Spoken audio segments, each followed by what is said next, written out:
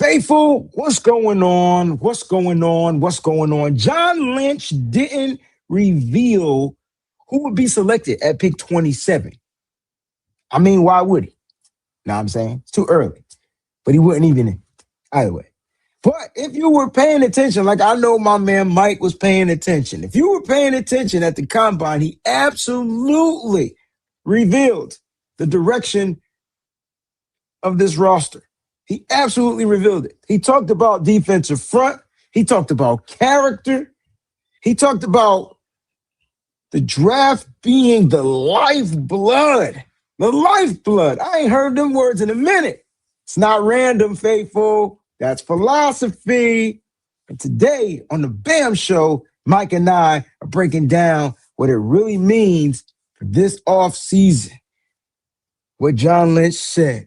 What did he reveal? Mike, we're here. It is BAM Wednesday. I apologize for the delay. I don't have any effects going on right now. We're going to get into the show, Mike. How you doing first and foremost? That's what I'm talking about. We here, baby. I got you. I just want to know if you can hear me. I got on AirPods, man. My computer just crashed. It broke down, but nonetheless, we're here. Let's keep it stick to the show, bro. What's good, man? Everything is good in the hood, man. It's a BAM Wednesday, and we are here to bring y'all another fun-filled episode. It's going to be a lot of fun, man. It's going to be a lot of fun, bro. I like that, man. Listen, I got a question, and I guess my first question is, be honest. Like, when you heard him talk about the defensive front, and I want everybody in the chat, too, to play along. What position did you hear? Like, you know what I'm saying? Did you hear edge? Did you hear, offensive tackle, wide receiver? Did you hear trade when he was talking about that defensive front? We're going to break it down a little bit. Yeah, so, I'm listening specifically about that defensive front. He talked about whether or not the Y9 was a thing coming and going. He said a lot of teams line up in the Y9 when they're out there and they're dime package and their nickel package or whatever, right? So he was like, it's not, everybody does that. That's going to be sprinkled in still. He says that's going to still be a part of it. He was like, but Raheem does some 3-man fronts, some 5-man fronts. That screamed to me, best defensive lineman available. It didn't matter if he was a tackle, if he was an edge guy, if he was a speed guy, whoever the highest ranked defensive player is at that time, that's what they're going to get on the defensive line. I don't think it mattered at all. I really don't. I think that he feels like he could use a little bit of everybody right now. I couldn't agree more, right? Like, I just feel like the new philosophy, and that's what we're going to get into, there's a shift going on. You know what I'm saying? And I don't know if this has been a shift in the making or if it's a shift by nature, if it's a shift for whatever the reason, but there's going to be some type of shift going on because, again, they talked about NIL. He spoke on answering questions about transfers and player evaluation.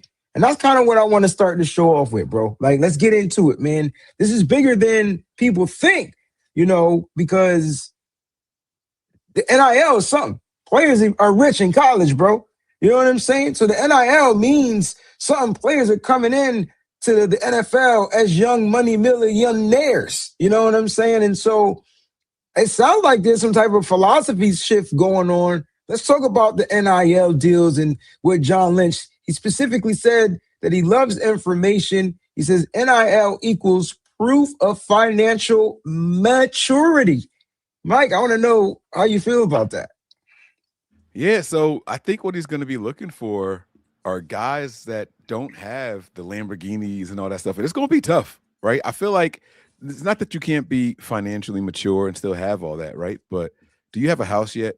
Like, I wish I could be a fly on the wall during these interviews that they are going to be conducting, right? Like when they're talking to these guys, oh man, so you got some money when you were out there. I know the NILs were nice to you, man. What kind of car did you get? They're going to gas them up, get the guys bragging, right? What was the first piece of jewelry you got? They're going to do all this kind of stuff. And it's going to be like, yeah, what about the house you got? What house? Right. My mom got did you buy your mama a house? No? Okay. All right. So now they're going to be judging these guys based off of that. Now, it doesn't mean that they can't get them right. Doesn't mean that those guys aren't worth picking. But John Lynch is a guy who loves, the more information about somebody he can get, the better. You don't know how money is going to change somebody. And personally, I think that might have been a shot at Brandon Ayuk. I think it could have been a shot at Brandon Ayuk, right? You finally go out there and get the big bag. Now, all of a sudden, it's like, What you going to do about it? What you going to do with it? How you going to act after you get that contract? Because you've already got money now. So here you come in. You know what I'm saying? You might have got a lot of money from the NIL deals in college, but you might be a 4th round pick here.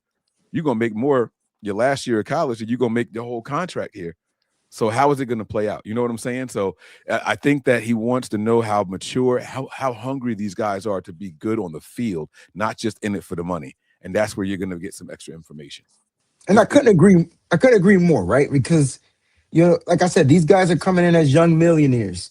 Most of the players out there that got these NIL deals, they're coming in already as millionaires. And the question is, how well as a 20, 21-year-old, some are a little bit older, but how well did they manage their funds, right? I'm so used to looking up to my camera up here. So if you see me looking up, that's why. But how well are they how well are these guys used to managing funds at this young age? And like you said, he's looking at the players to see maybe what type of cars they drive. They better hope they drive in the Brock Purdy Toyotas. You know what I'm saying? Because if you drive in a Lexus, it might mean that they're not mature yet, And this is all a part, in my opinion, of growth from the general manager standpoint and just watching how the league has shifted because of NIL. I remember you and I having a conversation, I think, about NIL, bro, and I was like, I don't know if I'm for it. But this might be one of the most positive spins you can get out of it because financial maturity means a lot to these players coming into the league, especially when you got general managers and scouting players, bro, and they're asking their owner to invest in these players at some point past their rookie contracts. Yeah, that's what it's going to be all about, right? Like, so you got the money. Now you here. We're going to tell how hungry you are. A lot of guys are going to tap out. Oh, this is harder than I thought it was. NFL is a different beast. I'm not really built for this type of thing, right? There's a lot of guys that'll push through it before the NILs because they're trying to get that bag. If you already got the bag, now we're going to see exactly what you built like. And that's what John Lynch is telling us that they're going to do. It's part of the assessment process here of these young men. So it's some good information in there. They love the hungry players. They want guys that love football. You can get money and love football. Not everybody. Some people just like football. Some people look at it, hey, it's just what I do for a living. No, some people legitimately want to be the best at what they do at their specific position. I don't have to be the best player of all time, but I want to be the best player at this position on whatever roster I'm on. And I don't care how much money I'm making. The money can, it's going to come and it's going to go, but how you going to handle it? That's what they're talking about.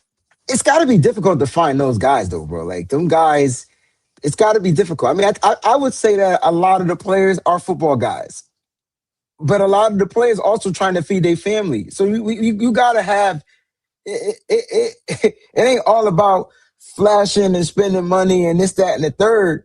I think it's about being mature enough when you get the bag. If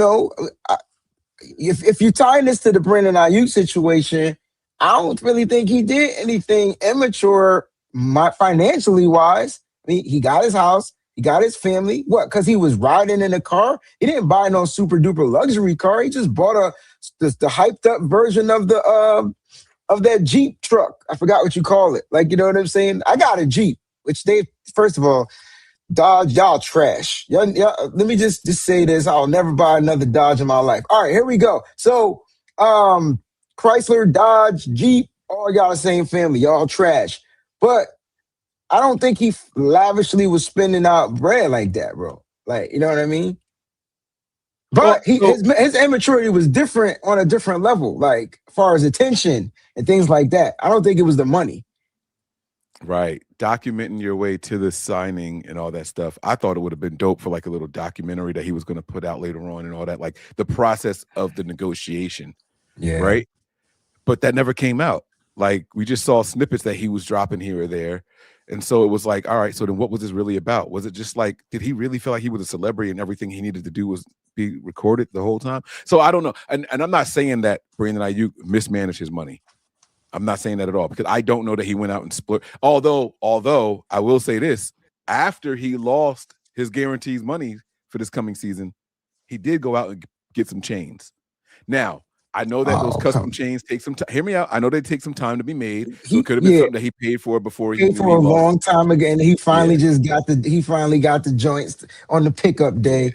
You know what I'm saying? I see what Right. you're saying. Let's talk about the transfers no longer being red flags anymore. Because a lot of students are transferring, hitting that transfer portal because they want to get on the football field, bro. And back in the day, this was about loyalty and players sticking to one school. They wanted to make sure, like, if you sign up for a school, you're gonna be there till you're drafted or till you're in the grave, right?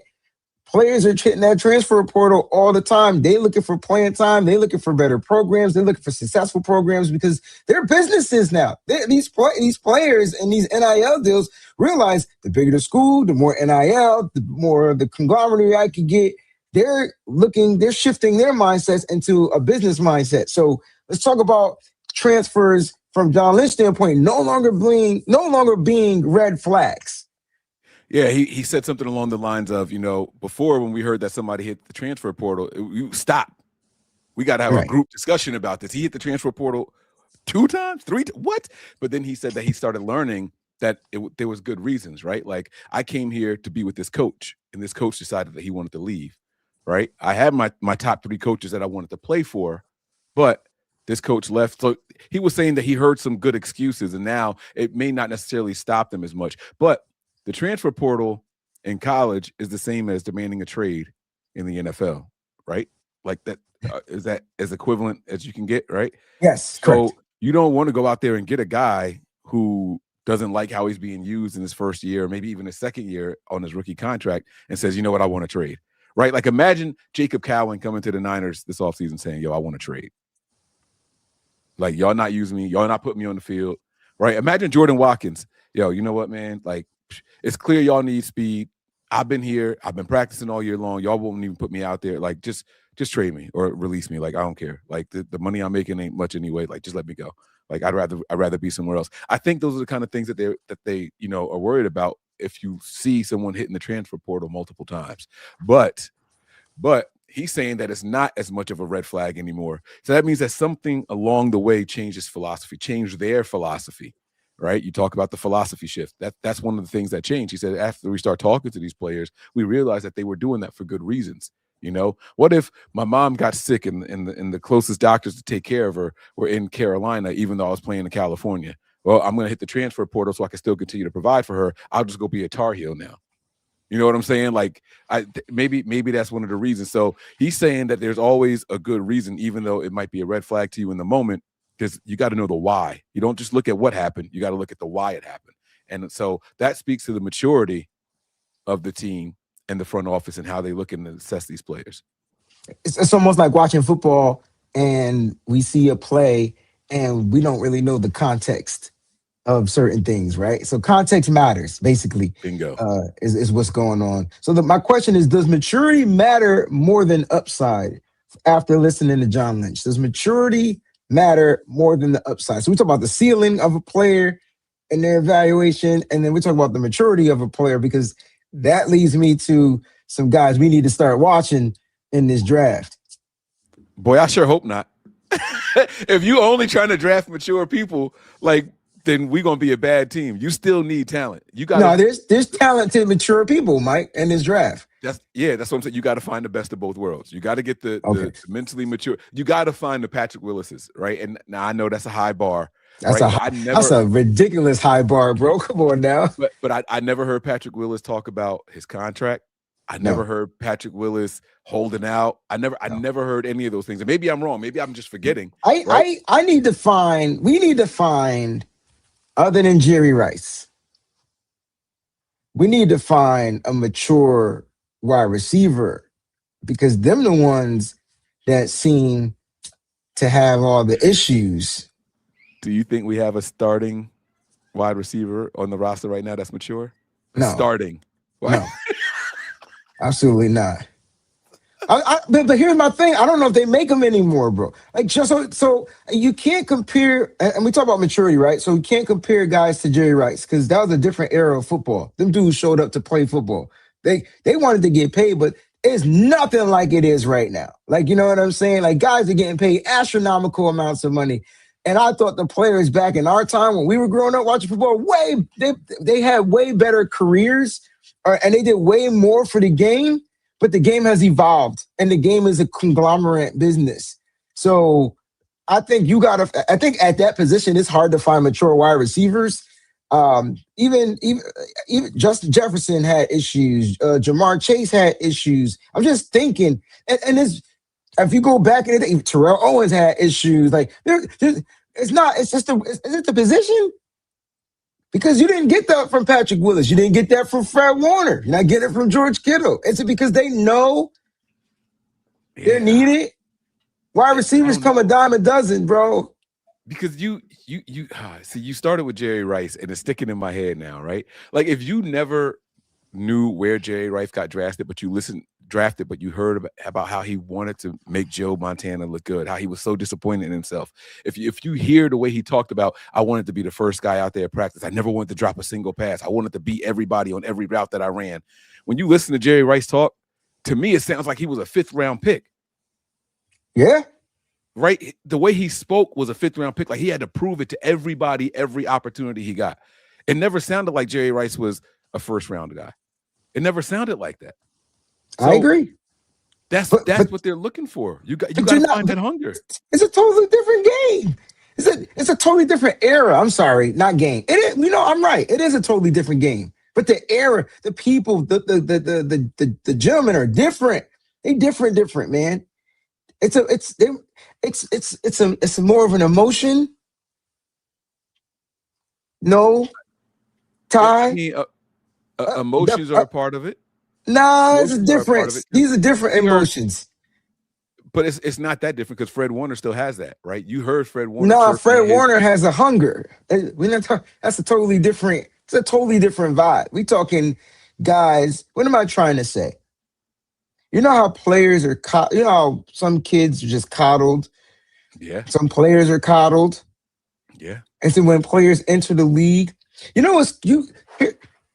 when they enter the league, they expect to be coddled, but that's not how these old school coaches, maybe the new school coaches, but Kyle Shanahan is a younger old school coach. You know what I'm saying? He came up under a totally different mindset. So there's no coddling. Bro, I just saw, and shout out to Swift Gotti for the super chat. Listen, I don't think the chats are working. The comment section isn't working on the live. So if you super chat, it came through. I'm sorry if you guys are commenting. I'm asking y'all questions, but this has just been an effed up whole situation. My computer still hasn't restarted yet. So we're on the laptop. But Mike, I guess what I was going to say was, is the way that these players are developed mentally, emotionally, are they different because of just the new era, just the upbringings and stuff like that? I think a lot of these players are, you know what I'm saying? That. And I just saw a clip of Deebo Samuel being interviewed. Was it his rookie season or the next year? See, I can't remember which year it was. And he was talking about how Kyle Shanahan turned the whole wide receiver meeting on him, about him, how he ain't run the route, he ain't run the right routes, he ain't do this, he ain't do that. He ain't do nothing good. I just might have been a game. He had like 3 touchdowns, but Kyle found all the negative stuff to say about, and Deebo was just like, yo, that's Kyle Shanahan. That's how detailed of a coach, how tuned in of a coach he is. That's good feedback. For me, I thought that was good feedback. But it is, but how do you do it? Like, is he doing it in front of the whole team, or it was in front of all the wide receivers? So in the wide receiver room, it's like, you did this wrong, you did that wrong. No, I might be wrong. It might have been in front of the whole team. I think it was in front of the whole team because he said he made the whole meeting about him. But Deebo was supposed to be him. And so if you're not running routes, I don't think Deebo was supposed to be him. That's why they drafted Brandon Ayuk. No, it's a difference between being a wide receiver, X, and a him. It's 2 different things. It's 2 different things. Deebo was always that weapon X. You put the ball in Deebo's hands, he made plays happen. As far as running routes, he just didn't develop. That's just not who he was. I think Kyle was trying to develop him in that way, and Deebo just couldn't be developed as a route runner. It just wasn't in his nature to be a route runner.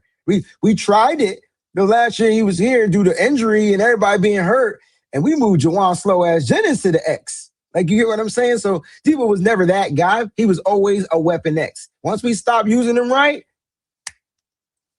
fell off. Yeah, and it just makes me wonder, like what Kyle wanted out of him, right? Like, what's the criticism? You get what I'm saying? So if he's only supposed to be the weapon X, then what was it that Kyle was criticizing? Because you only criticize if you think you could do better. Nah, well, that's it. That was it. That was it. You just said it. You answered your question. I think that's what Kyle wanted. He expected to get more out of Debo in that sense. Debo, like, bruh, I just ran in motion 19 times on one play. And then I see what you did there, Debo. 19 problems. I see what you did. That boy, hold up, my man Wayne is in there, man. He in his bag, man. Let's go, baby. You know, it's funny. I wonder because Mike, you were notorious for this when it came to Debo Samuel. I'm glad we can have these conversations now too. You would be like, "Yo, this is the laziest month guy I've ever seen on the football field." Yo, and Debo just said he had to run like 19 motions before the play even started, bro. That's why you ain't get no blocking. He would go out there, do one play, and go right to the sideline. Be like, "Yo, I'm done." Ass back out there, bro. Like, what are you doing? How you tired already? But he did do a lot of work, and you got to remember, it's 53.5 yards side to side, right? Side, man was out there working. He was working. He was out there working. There's people watching, but it seems like only Swift's comments are coming through. Maybe only members. I'm noticing Don't Bother Me and Swift are the only ones. Oh, is this stuck to members only?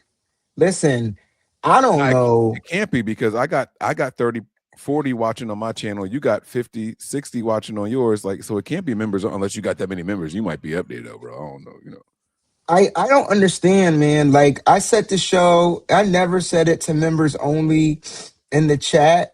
All I know is my computer not working. You know what? It can't be members only because I didn't set mine to members only either. Mine is set to public. So, and mine was set to public. It's the comments. It's the comments not working on YouTube. It's not us. But technical difficulties been happening all day. So, even at work, we were having server issues. I don't know what's going on, man. It's one of them. The world is changing, I guess. That's what's going on. Let's talk about character and intangibles, bro. Nope, because there's a non-member right there that just commented one. I don't know what that means. Yeah. All right, let's talk about these characters and intangibles, the things, you don't really people don't really seem to pay attention to, like the intangibles. I would think, how would you describe intangibles when it comes to prospects?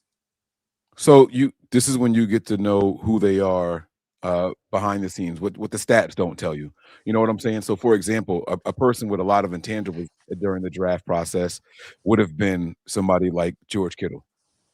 You know what I'm saying? Like, George Kittle didn't have the stats to show that he was going to be one of the best tight ends the NFL has ever seen, right? Like, he didn't have those statistics, right? But the intangibles are the things that you can't see. It's his mindset. It's his dedication to the game. It's how bad he wants to be great, how bad he wants to win, and how much he wants to share that knowledge with others. Let me make everybody good. It's not, some people want to get good and then keep that information to themselves, right? I don't get that from Kittle. He started tight end youth, for crying out loud.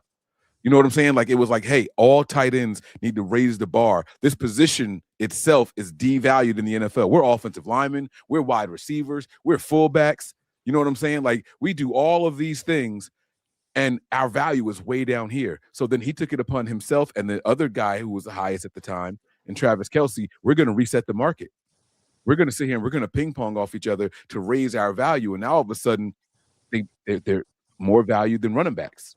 Now they're more valued. That position group is more valued than running backs, right? That's a crazy intangible to have. That's the character of the man playing that position.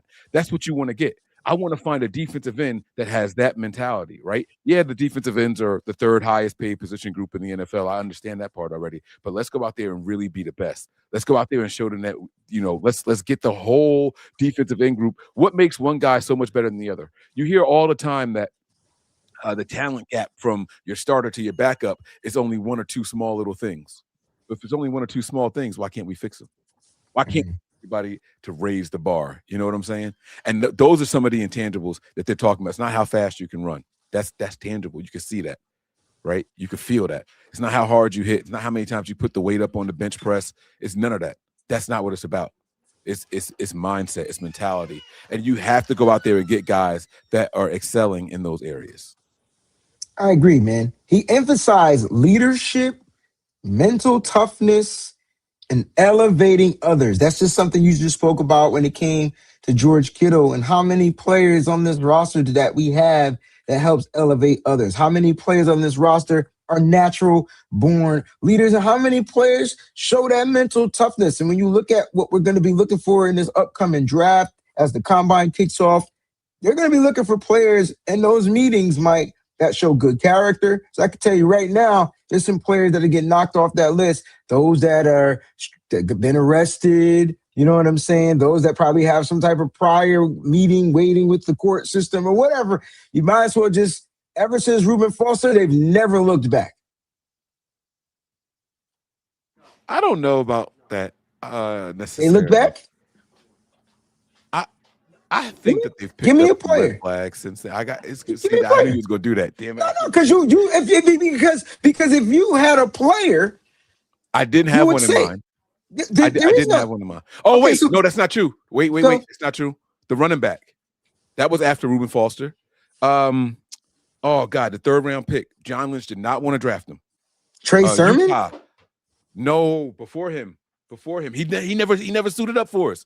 Oh, Joe. Utah. Joe something. Joe. Damn. That was the first draft, though. That was 2017, I wasn't thought it? that was the second draft. That wasn't a Reuben Foster year. No.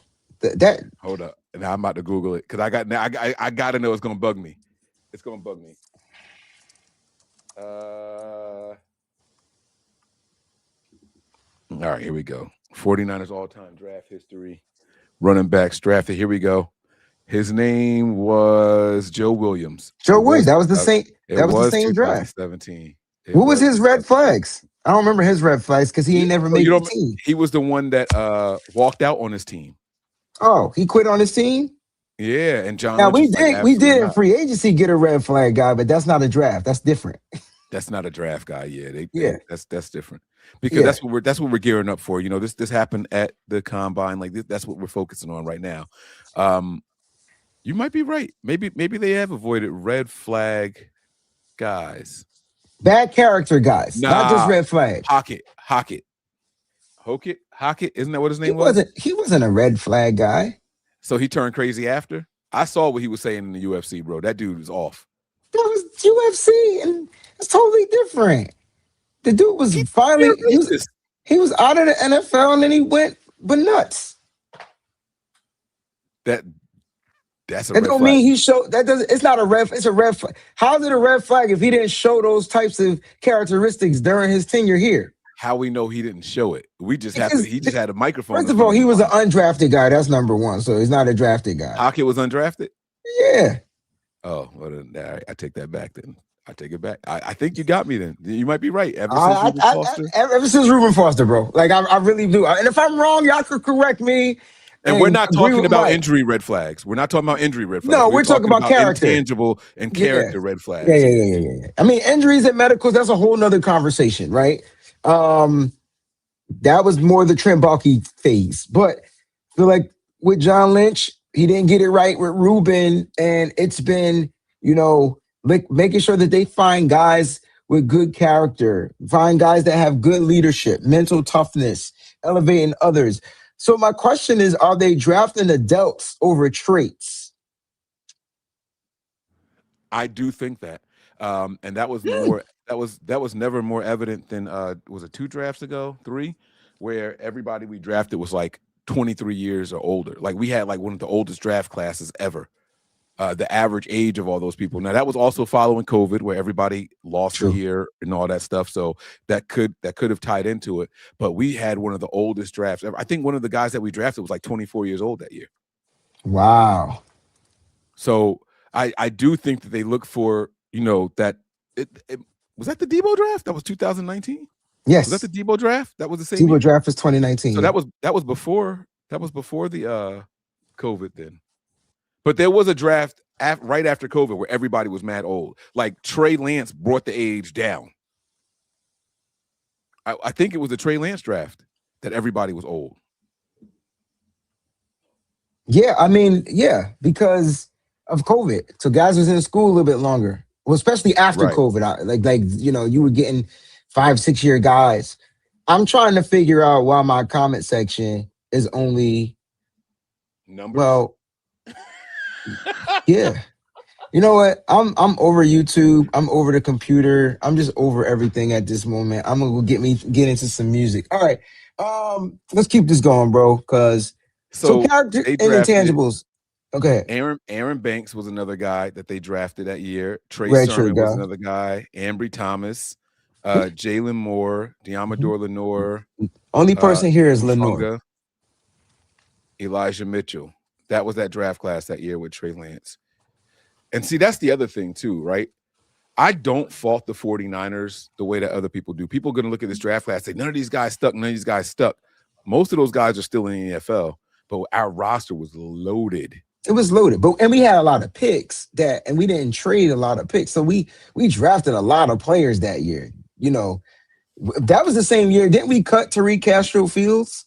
Ain't that the same year? No. It's a different draft class. Okay. But I'm just another Penn State guy. But I'm just saying, we were loaded that year. Not the Trey Lance draft. We weren't loaded in that draft. The following year, we was loaded with picks, right? Because we traded picks 2022. 2022, we had a lot more. So, yeah. I mean, all right, guys, smash that like button, man. Hit it.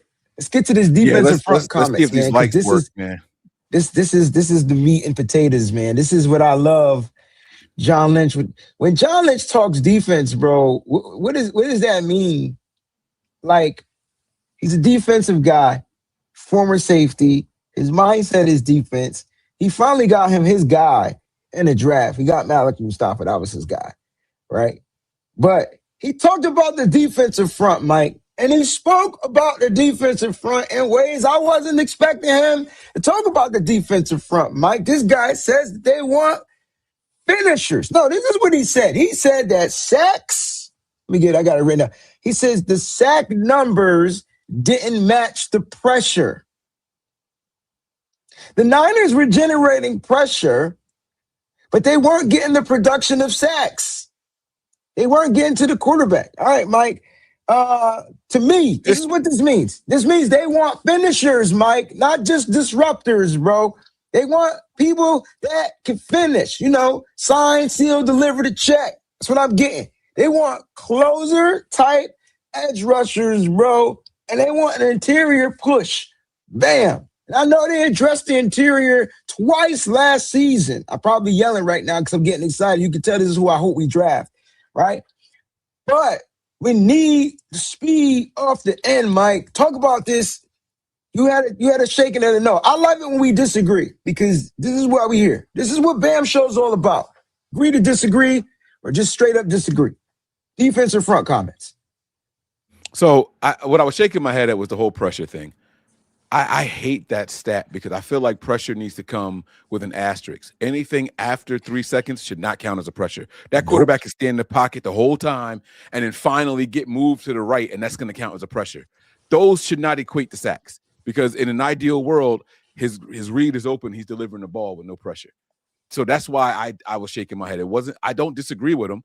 And this goes back to, this was a couple years ago, where we had mad pressures. Everyone's like, the sacks are going to come. And then they never came. Went crazy the following year. And they were like, see, we told you the sacks were going to come. And I'm like, no, the sacks still didn't come. First of all, we were still down on NFL-wide. Nick Bosa just went crazy, right? So it's like, no, the team still didn't have a ton of sacks. And that doesn't mean that those pressures are going to turn into sacks. I hate the pressure stat because it doesn't tell the whole story. I watch games just like everybody else does. And quarterbacks had all day back there. But on those same plays that they had all day, guess what happened? A pressure. Because then they moved to the side. And then it's called a hurry. Right. That part. So my thing is there's a difference between, first of all, a hurry is a pressure. If you're able to disrupt the quarterback from staying in the pocket and throwing the ball, it's considered a pressure. That's what it is. Right. But it's a hurry. Right? You're speeding the quarterback's clock up to make him throw, hopefully, an erratic pass. Unfortunately, every quarterback we face threw freaking phenomenal passes in the hurries, bro. Nothing was erratic. It was just I'm on the move, dart. First down. What? You know what I'm saying? How about sacks? To me, is the only pressure number I care about. I know you like quarterback hits, but it don't matter if he completed the pass. So what? He might be banged up. He still completed the pass, and you know what he playing with? Something called adrenaline. You know what that means? He don't feel none of the bang. But I'll take hits over hurries, over pressures and hurries. Yes, because a hit means he got rid of the ball as you were making contact with him. I'll take that. That means that you were this close to the sack. That means you were this close to the sack. I won't take that, bro. It's sack or nothing for me, bro. It's all about the sack. That's fair. Yeah, that's fair. We need big sacks. If that's the case, then the Niners don't do it. Straight up. Even with Nick Bosa, the Niners don't do it. They had tons of pressures this year. And I don't want to say tons, but they had a lot of pressures this year. They were 32nd in sacks. Didn't we finish the season with like 32 sacks or something like that? Like 22 sacks, bro. 22? That's it? That's less than a sack and a half a game.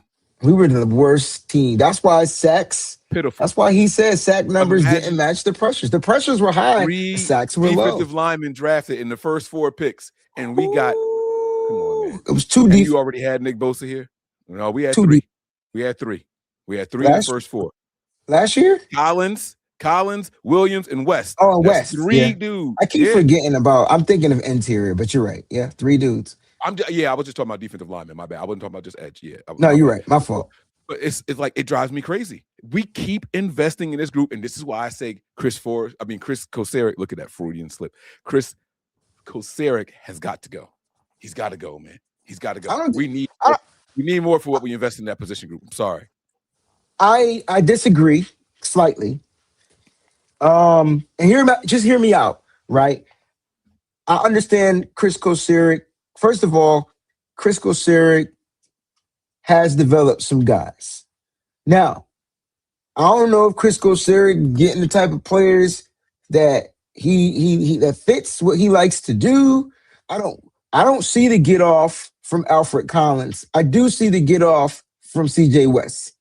2 different types of defensive tackles inside, right? Both could play the 3 tech, right? But Collins is the bigger one, right? Now, as far as edge, I don't see the get off from Michael Williams, but his role is to set the edge. So he's totally different than what a Nick Bosa is. And it's kind of a different philosophy on how he's being utilized. And they moved him inside earlier, before the injury. He was moved inside. When Nick Bosa was healthy, he was an inside guy and then became an outside guy. I don't want to say that those guys aren't going to develop. It's too early to tell if they're not going to develop. I still think you invest in the defensive front because the more, the merrier. I want nothing but high energy, high motor disruption up front that can get production in what we call sacks. Last year, they didn't go after the sack guy. Last year, they went after the edge setter. This year, they need to go after the sack guy. Find me the guy with a lot of sacks not named David Bailey.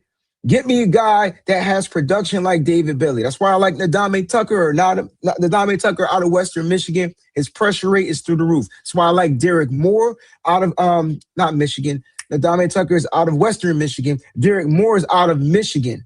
That's why I like him. Pressure rate through the roof. Those guys they can set the edge and they can get to the quarterback. That's the best of both worlds. I think that with all 5 of their defensive picks last year, none of them were about getting after the quarterback. They were all focused on stopping the run.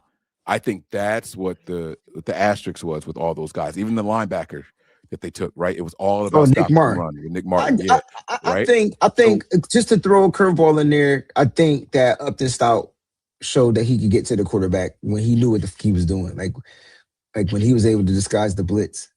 But he's a DB. Oh, I thought you said the defensive players that they took. Well, I said all 5 defensive players. You're right. I did say all 5 of the first 5 picks were all defensive players. I did say that. You're right. You're absolutely right. But I agree with you. Now we got the run stoppers. Now get the edge rushers. Yeah. Now get after the freaking quarterback, and you mix that up, all of a sudden, oh boy. And that's why you gotta invest in the D-line, bro. And that's what they're gonna be going after in this draft class. There's defensive tackles that could do it. There's edge guys that can do it. There's depth. There's depth that can do it, bro. And so pick 27 when you defensive lineman. Most likely. I mean, I'm surprised when they don't go defensive lineman in the first 3 rounds. Because they ain't get it right. They haven't gotten it right. No, that's not fair. Not in the first round. They haven't gotten it right in the first round. For pass rushers? For defensive linemen, except for Nick Bosa. I'm going to disagree. I think last year they got it right. I do think they got it right last year because, hear me out, I think the biggest need was stopping the run last year. So I do think they got it right with the edge center. Okay. And I'll take Michael Williams being, but he's he's coming off of an injury. He's not really. Yeah, I get you. Okay. I think they got it right too. But yeah, it's time to address this year. Now, hear me out. Right? You know what? I take that back. They haven't gotten the interior defensive lineman right in the first round. Okay. Yes, because Ken Law was trash. Might be the only one, right? Is he the only interior? Yes. Yeah, I think so. Yeah, I think so. Yeah. So now you have an opportunity to do something here.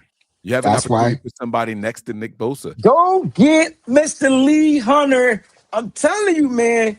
You want a grown man, bro. We talked about drafting adults. You talked about drafting mature guys. Yeah, come on now. You want a grown man? I don't care if he's 25, 24, 25 years old. But that's what we were talking about. They like those guys. Bro. This team likes those guys. You know why? Because they stronger too. Go ahead, I'm listening. Yeah, I was just telling Tony that. It's like, bro, these dudes got grown-ass men bodies at 24. What are we talking about? They already coming in as NFL bodies. They don't got to worry about it. Yo, Akeem Messidor out of Miami. That's my guy. That's the guy that I would draft because he can play inside, he can play outside. Akeem Messidor. If he makes it down to the 27th range, because everybody talk about Ruben Bain from Miami. Nah. He's your edge setter. He's your typical edge guy. Did Bain boom because of the game? No. Bain was solid all year, but the sack production is not there. Yeah, but he's the edge. He's the Michael Williams. Oh, okay. All right. I was just asking. You're not running. I'm not. Yeah, I don't watch the college games live like that. The production guy was Messidor, who had the great game against Indiana. It was all about him. That's the guy. Mm-hmm. I'm telling you. I promise you. All right, Mike. That's what they got to do. I think people get discouraged when they see that a lot of times the guys with a lot of production were rotational guys, right? They weren't starters. I remember when we were talking about the guys from Georgia last year, and they were like, yeah, but this guy wasn't a starter. They rotate those guys in and out. What do you think is going to happen when Nick Bosa and Alfred Collins and CJ West and Michael Williams are all back? Everybody's going to be in a rotation. Don't be discouraged because they were a rotational guy in college. That's what they do. Let them have fresh legs and come in here and disrupt shit. Like, that's what we need these guys to do. When we call your number, ring that bell, baby. When that phone rings, you got to answer. And we only want you to do it however many times a game. I don't care if it's just 13, 14 times a game. Make those 13 to 14 plays when we call your number. Go out there and be disruptive. Show me the real pressures. Snap, hike. Oh, shit, he's here. Get rid of that ball. That's what I want to see. Then you see some bobble passes. We get some interceptions and stuff like that, the batted pass. That's when you're going to start to see it rise. That's when it's going to happen. John Lynch stated that this draft is the lifeblood of the organization, bro. And so they're going to be heavily focused on this draft with 7 picks, and we'll see how that pans out. He basically told us they aren't going to splash heavy in free agency. So don't expect this big old blockbuster free agent signing. I think that's cap. I didn't get that same thing. I didn't get that same thing from that message. Okay, that's what I got. That's what I got. But that doesn't mean that they're so when I say big blockbuster splash signing, I'm talking about a guy like a Trey Hendrickson. But that don't mean they don't get a guy like a Bradley Chubb. I don't think. Okay, so when I heard John Lynch's comments on it, he said, "I know this is what I heard. We get a really bad rap because we didn't make a big splash in free agency last year, but I disagree with that. We signed the best linebacker the best quarterback in free agency, and the best tight end. Like, he extended those guys. That should count. I see what he was saying. That should count as free agency moves. Because if George Kittle was a free agent and we signed him, if Fred Warner was a free agent, we signed him. If Brock Purdy was a free agent, we signed him. Right? But because they were already on this roster and we retained their services, those guys didn't get away, like Hufanga and Greenlaw, right? Those guys were retained. That should count as your free agent, because it's the same money. It's the same money. I don't agree, because they weren't free agents. You're looking at the title and the tag on them. But they're not free agents. That's just part of the free agent pool. That's just part of restructuring money, period, on the team. That's just good business. I don't think that equates for you, that might equate to free agency. For me, it doesn't. It doesn't. No, now, but let me say this, because I like what you said. I thought this is where you was going with it, but no. Look at who they got. They got Brian. They traded for Brian Robinson. So they had a lot of trades in the offseason that helped the team. Free agent, they got a tight end that could block. Supposedly he was trash. They did get a linebacker who was trash, who ended up, I think, making the Pro Bowl as a special teams guy in Luke Gifford. Right? They did sign other guys a little bit later on, and I hope they do bring back my man Kendricks, because he said he wants to come back. So that'd be kind of cool to have him here lining up next to Fred, starting as the strong as D. Winters continues to develop. But I think that they do splash. I don't think they splash heavy. I think they get a guy. Splash heavy would be going after Tyler Linderbaum, bro. That ain't happening. They might get Tyler. Why not, because I think Tyler Linderbaum is going to be retained by the Ravens. If he's not available, there's nothing you could do. But I will. But he's available. But I don't think they go after him. I think they go after a different tier. I think they get a guard. You don't have to pay a Brock Purdy this year. You don't have to pay a Fred Warner this year. You don't have to pay a George Kittle this year, right? So that's money that you can now allocate to the free agency market. And I think that's what John Lynch was trying to say. You know who you got to pay this year? Who's the big guy you got to retain this year? You got to. Not as far as free agent, but now I'm trying to figure out what you're talking about. Because I thought you meant about as far as salary cap, right? Because now it's Bosa time. It's Bosa money year time. We talking $40 million this year. That's a big cap hit, ain't it? But that's already accounted for. That's already accounted for. I'm talking that about comes new money. Okay, Last but you're not. Year, those guys were new money. No, those guys were restructured money.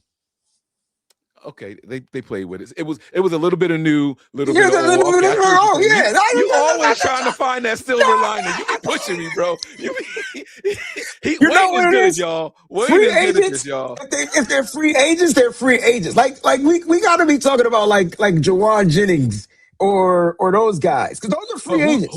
But who do we need to retain? There's nobody that you got to retain right now. Oh, they got to retain Eddie Pinheiro. You don't have to. He's a kicker. You don't have to. I know, but they should. They need to. Yes. And the kickers now talk about devalue position. And by the way, let me just go ahead and say this. That report that came out that the Niners offered Eddie Pinheiro 2 years, $7 million is a completely fabricated story. That is a completely fabricated story. Wayne can disagree. I'm going to tell y'all why. 6 seasons ago, the numbers that they offered to Robbie Gould at that time was 2 years, $7.7 million. Yeah, Eddie Pinheiro came in and kicked better than Robbie Gould did. There's no way they're going to offer him less money 7 years later when the cap is done this, when the inflation has done this for the position. The position is not even valued the same way as when they did it for Robbie Gould. The tag is only $6 million, bro. So let's start right there. Because if the tag is $6 million, they're going to offer a deal that's low. And don't act like the San Francisco 49ers don't lowball these offers to start with the initiation. We're not going to have this conversation. The tag was 4.9 back then, and they gave him 2 years, 7.7. I understand that. If the tag is higher, why would they make it a lower Because the Niners got a price. They got a price. I'm going to pay a kicker this price. That's what I'm going to pay a kicker. 91%. Yeah. Good. And it needs to be retained. I think the Niners need to spend the bread. You get what I'm saying? And his agent is going to kick in out there.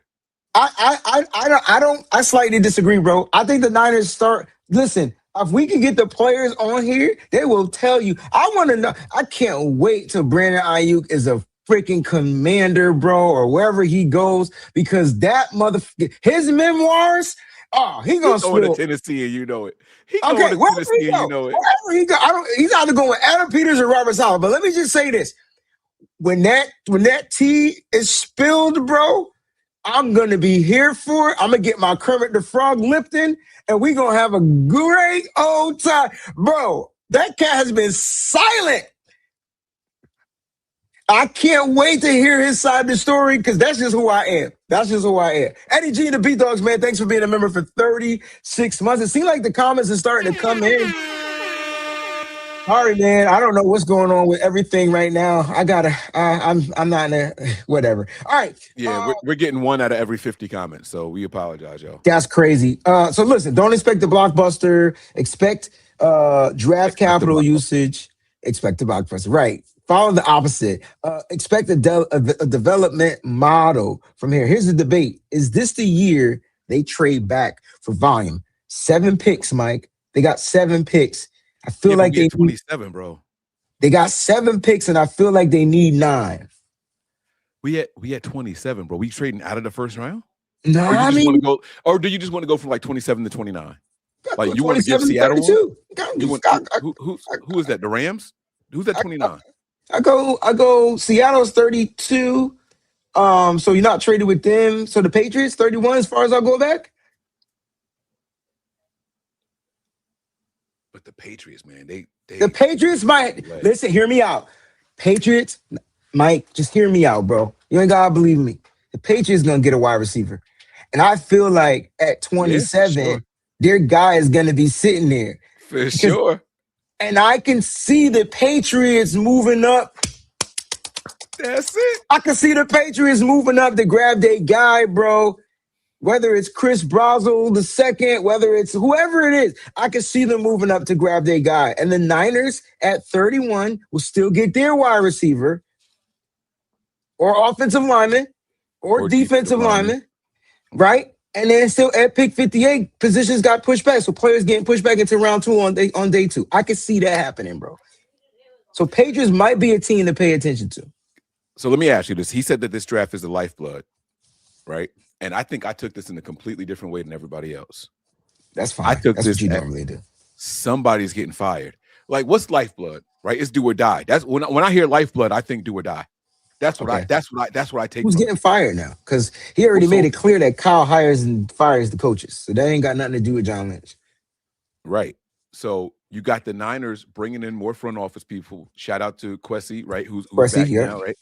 Okay, shout out to him. I'm not saying he's taking John Lynch. No, I didn't. Don't do that. I didn't say that. I know where you was going. I am not going to let you put those words in my mouth. I'm going to cut you off before I rebuke it. Bow, right? But what I'm saying is this. I don't know a single NFL head coach and GM that has ever survived trading up to 3, and that player, regardless of position, is a bust, and they retain their job. It's happened already. I have never seen a team just 2 years later have a draft and only one guy from that following draft still be on this team. I've never seen it before. I've never seen it where that head coach and that GM are still here. I think when he said lifeblood, I think he meant that. It's with or without. And if you don't have it, you're dead. I think somebody's head is going to roll if they don't knock this draft out of the park. Not the free agency, the draft. Because free agency is where you're going to overpay. The draft is where you pick, you develop, and you save. That's why the draft is so important. And whether it don't necessarily have to be somebody in the front office, right? We've come on here and we have pointed out all the different position coaches that we think, hey, we probably don't need this guy no more. Yeah, somebody was throwing shots at Bobby Turner. Somebody was throwing shots at Bobby Turner. Oh, Johnny Holland is the only person. You could say my name. Linebackers. Yeah, I was going to do it. But... No, I don't mind. I just think it's time. I think it's time. It's time for him to walk off into the sunset. But that's my point. But it's every position coach except for the linebacker coach. That's the only one getting production out of anybody. You talk about getting development out of anybody. Production. Yeah. Production, development, all that. Because is he? Absolutely.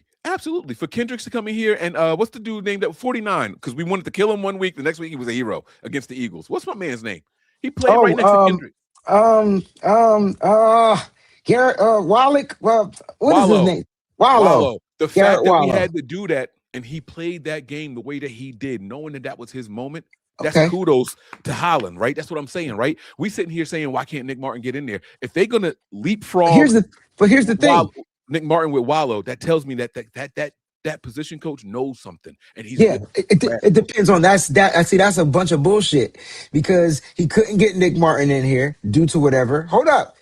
Excuse me, bitch. It comes down to the player. It comes down to the ability of the player. I don't give a what you say. D. Winters ain't it. Yep, I said it. So you got Nick Martin and D. Winters that are big hitting types of linebackers. Tatum Bethune had to take the starting role for whatever reason. What he ended up doing, missing the rest of the season. The only guys he really developed are guys that aren't here, except for Fred Warner. Now, I will say that Kendricks is a veteran, right? The two guys not here are Dre Greenlaw and Azeez Al-Shaair. I felt like those are part of his development, right? The other linebackers after that, nah, right? What about Fred Warner? I said Fred. I said Fred Warner and the two guys that aren't here anymore. But now he turned those guys into superstars. He only turned one into a superstar. Only Greenlaw one of them guys that when he left? No, he wasn't even all pro. He was just our superstar. Okay, I'm gonna shut up. So let's get on the conversation. Greenlaw's all pro. Greenlaw was a superstar when he left. Yes, absolutely. He was our superstar. No, for sure. Dre Greenlaw's name was ringing bells league wide, bro. Are you kidding me? Dude wasn't an all pro. So I don't know what equates to superstar to you. All-star, superstar, all pro. That's the tier we using. Was he an all-star? Was he a pro bowler? I'm sorry. Yes. I got you. Watch this. Zaire Franklin was a pro bowler. I mean, an all pro. He has an all pro. Mm-hmm. Zaire Franklin has never been better than Dre Greenlaw, ever. Against the run. He can't play the pass. He's a liability. There's a reason that the coach's about to let him go right now. Mm-hmm. He's only a downhill linebacker. Greenlaw has been head and shoulders above him. But he did what he was asked to do. That's what made him all pro. So did Dre Greenlaw. So why he not all pro? Because he's in the shadow of another guy on the team. Because he's not the superstar. There's only one superstar. The superstar name. So why he leave? Because I'm about to break my AirPod. Because he's not a superstar. Because Fred Warner is the superstar. Bro, Fred is the superstar. He was the sidekick, bro. So he left to become the shadow. Yes. He left to become a superstar. He left to become the HNIC. Right. So here, he wasn't that. This was Fred Warner's team, bro. And it always has been. And it always will be. Man, this is some crazy revisionist history you're doing right here, bro. Like you're using hindsight to do this. I'm not using hindsight. I love Dre Greenlaw, but the motherfucker ain't played one healthy season for us to be nominated for a superstar. Did he make big plays? Absolutely. That's what he did. Big play Dre. That's what I call him. He's a big playmaker. There's a bunch of big playmakers in basketball that ain't superstars. They might hit a big shot. They might hit the game-winning shot. My team, Celtics. Is Peyton Pritchard a superstar? Dude got the most game buzzer beaters in the world. You don't even know who he is. He's not a superstar. I know who Pritchard is. Stop playing, man. My point, I'm trying to get you to understand what I'm saying, bro. I do get what you're saying. He was that dude, especially for us and now for Denver. And it sounds like he might be coming back to us. Hey, y'all do us a favor. Come back. Because we can't see y'all comments right now, and I know the comments are going. I know y'all typing. It's Come Dre back Greenlaw, after this episode is over. And yes, please put it in the comments whether or not Dre if you Greenlaw agree is with Mike or Wayne. That's it. After the show is over, just let us know. All right, let's get to the Trent thing. We got to go because I'm watching the time. You got to go. I got to go. Let's do the Trent thing real quick. Trent and stability. I think you just had it up there. And there you go, Coach. Trent and culture stability. Let's talk about this because Trent Williams is making a bold boss statement move to get the 49ers to pay him. So, he talked about Trent Williams and he talked about how much he wanted Trent Williams, how great the relationship that they were working on something. It sounded like it was about to get done. How much of that you call cap? You know what I'm saying? Like, because we know Trent hit up Adam Schefter. His agent was like, listen, man, let these guys know, man. You know what I'm saying? This is where it's really going down. There's this expression that I swear by. It's not about how you start. It's about how you finish. Okay. Right? He started this long soliloquy about how great Trent was. They loved him. He loves us. We want him to be a Niner. He wants to be a Niner. You know what he said at the very end of the Trent Williams soliloquy? Hit me with it, bro. But he's 38. We got to factor that in.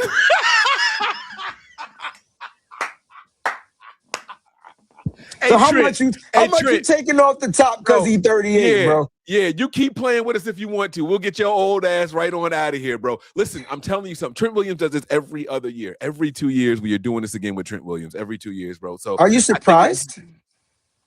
I am surprised because I feel like that the Niners have given him those long extensions every time they do this. Like they add 4 years on every time he does this, and it doesn't make any sense to me. Trent Williams under contract for the next 3 years, isn't he? No. What is Trent Williams? Next year. This is the last year of his. They've been pushing his. Oh, they've been restructuring, but not adding years on. Yes. Is that what they've been doing?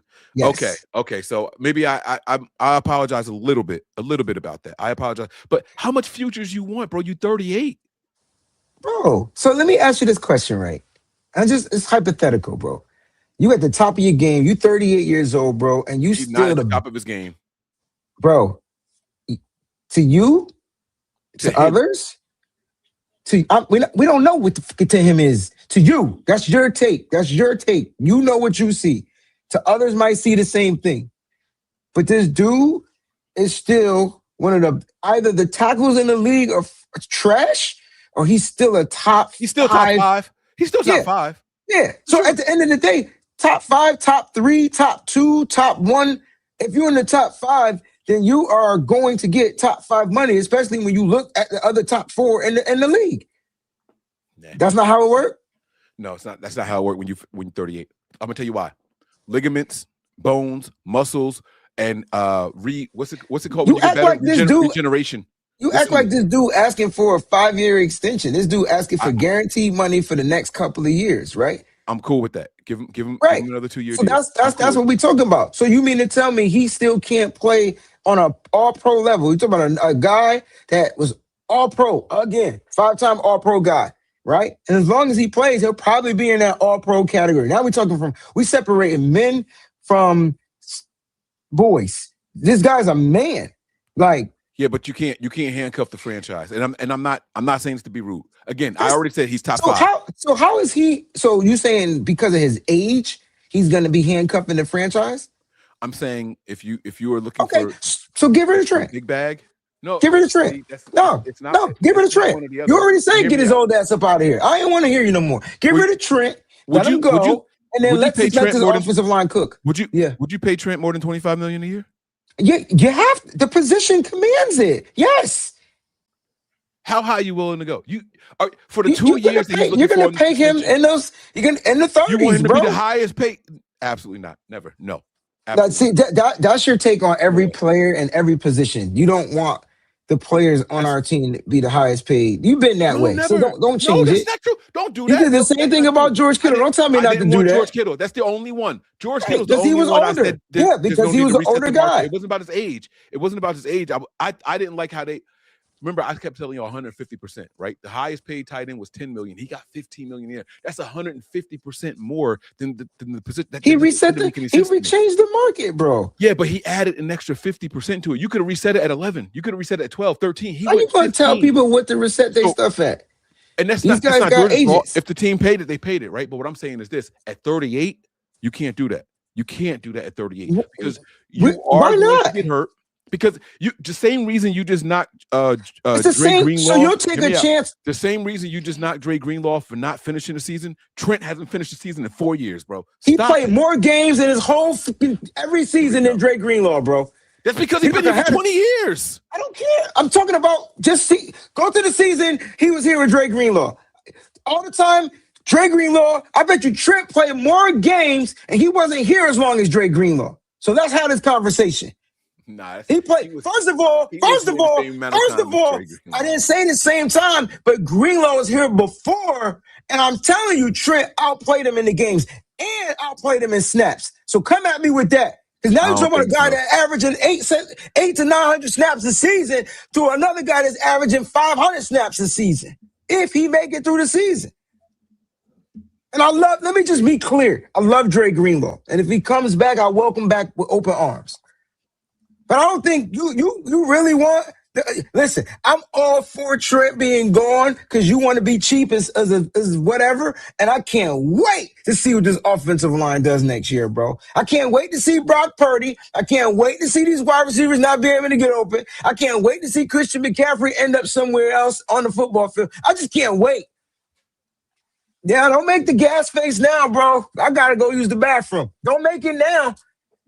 Nah, don't make it now. Nah, we're not going to do that. 2019. Where's 2019? SFO. So. Fifth round pick. Trent came in 20 what? 2020? It's pretty even, bro. It's pretty. Okay. Nah, no, it's not. No, it's not. Trent came in 2020. Trent did play more. Because Dre had a season where he only played 2. You got it. I tried. He got that 2021 year where he only played in 2 games, and then he got that 2024 year where he only played in 2. You got it. That's what. Other than that, though, other than that, they was even. They was even. But my point though is this: that you held that against him, his availability. Trent doesn't finish seasons. He don't. He's never. Trent is never playing a 16-game season again. And he just did it this past year. He did play 16. He only missed the 1 game. He did. Let me be clear. But before that, it was 10. Bro, shut up, bro. It was 14. I'm telling you something. That he just won't do it. I understand that, bro, but you don't know what he's not going to be able to do. The left tackle is good. The games that he missed, the left tackle is good.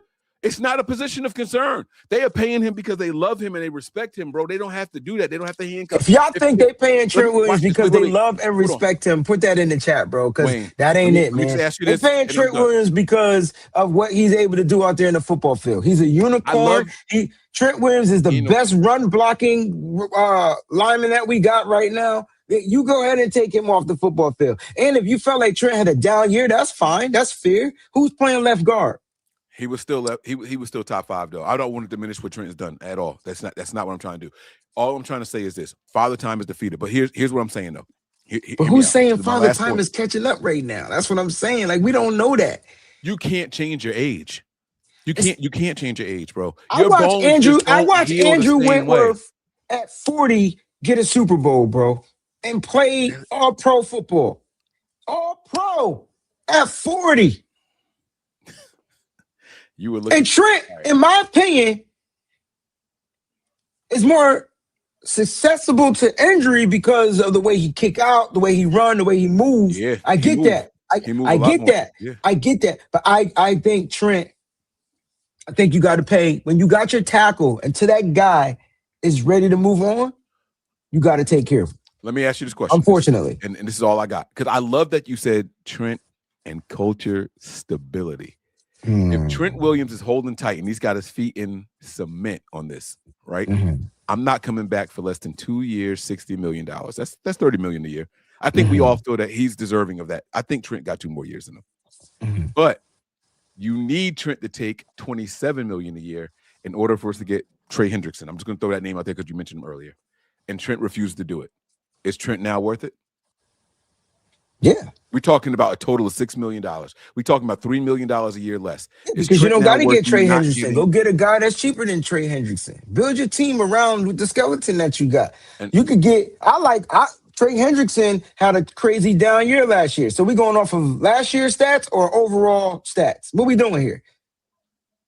I understand he had the injuries last year. You're going to go pay a whole bunch of money to a guy coming off of an injury when you already got a rookie returning from an ACL. You're all pro returning from an ACL. So, yeah, let's go put the big money bag in another ACL guy. Let's forget Trey. I just used him because you used him earlier. But I used him earlier because that was the best edge guy, right? That's why, yeah. Right. So let's say the best edge guy is out there and you need Trent to take $3 million less a year. Maybe he does it. Maybe he does it. $4 million. Maybe he does. Maybe he doesn't. I don't know. If he doesn't, I'm asking you what you would do. If he says no, I want my $30 million a year. If he is firm in his stance. You know how I am. I'm all about paying Trent. I'm not this regular fan base where you got to take one for the team and this is that and the third. Like you're not gonna hear me down Trent Williams. That's just not gonna happen because this offense hasn't even been You go ahead and just remove Trent Williams from the equation. Go ahead. Nah, we had a good game without Trent. I ain't gonna let you do that. We had a good game. I like that you said that. I like he that only you missed said one. that. That's why I said a good game. He only missed one. He played 16. No, but I'm just I ain't gonna let you trip me up. I will say this though. I do want Trent Williams here for 2 more years for one reason and one reason only. I think right now Trent Williams is still viewed as the guy that came from Washington, right? If we get him for 2 more years, we'll have it split even. 8 years with Washington, 8 years with the 49ers. And that way, I think that we can say that Trent Williams was a 49er. He had his best part of his career with us and not with Washington. That's why I want him to finish it out here. With the Trent Williams situation that's going on, this could shift the way the mindset is when it comes to the draft. They may be looking for his successor and offensive tackle. There's a bunch of guys out there. You seeing a lot of mocks. Caleb Lomu from Utah, Caden Proctor from Alabama. Monroe Freeland would be a great prospect. If you got to get a guy to come in right away and play tackle, Monroe Freeland sounds like you'd be that number 1 target for the Niners. What matters more in this draft, man? Production or personality? Production equals tape. Personality equals leadership and character. And we out. And this draft right now, I'm going to go with production for one reason only. I think we have leaders all over this locker room. We sat here and just argued for the last 5 minutes about a dominant leader in the locker room in Trent Williams, right? We have a Fred Warner. We have a George Kittle. We have a Diamador Lenore. We have Christian McCaffrey. At every single position group outside of wide receiver, we have a leader in there. We already got that guy. We don't need to get another leader. Let these young guys come in here who are good with their production and then learn from the leaders, and then they can sprinkle that in later on throughout the rest of their careers. I'm going for production right now. I think production, I think they're like, I agree with you. The team is based with leaders, filled with leaders. Those guys should be back and ready to go. Now it's time to get superstar talent. There's that word. It's time to get superstar talent. You want me to use the word? And listen, I think Dre Greenlaw has superstar talent. I just don't think he was ever able to emerge into the superstar on this team. Now, have Fred been down or gone or whatever like that? Possibly. But bro, he was definitely that dude. He was the Eiffel Tower, right? He was that dude. That's known worldwide, right? Yeah. But what was Fred Warner? Dude. He was the Empire State Building, just a little bit bigger. The shadow just cast a little bit longer. You know what I'm saying? Like, and that's the difference right there. I'm done. Yeah. Good show. And I love it, man. Listen, my biggest takeaway, the 49ers are building adults, man. I think they're looking to get grown men mentalities, mature mentalities, things like that, along with skill set, along with special traits. You know what I'm saying? I truly do believe that's what they're going to do. If you're expecting splash in free agency, you're going to be disappointed. Or maybe not, because a splash is a splash. They might get a guy like a Lloyd Cushenberry who just been released from the Titans at the center position. Tyler Linderbaum. Available? Wait, that's not who you said. Who'd you say? Questenberry? I said no. The dude from the Titans. My bad. Okay. I apologize. Cushenberry, Lloyd Cushenberry. My bad. Okay. So it's a possibility. You know, Linderbaum might not be the end all be all, but I will say this: if you're expecting a trench focused draft, you're paying attention. I think that's where we're going, man. Offensive line, defensive line. It's time to build this team to win games in January. Mike, Bam, nothing but Niners, Breezy Bunch. Love y'all. Stay strong. We out. Peace. What's up, faithful? Thanks for watching. Hit that like button. Don't forget to subscribe and make sure you check out some of the other cool videos.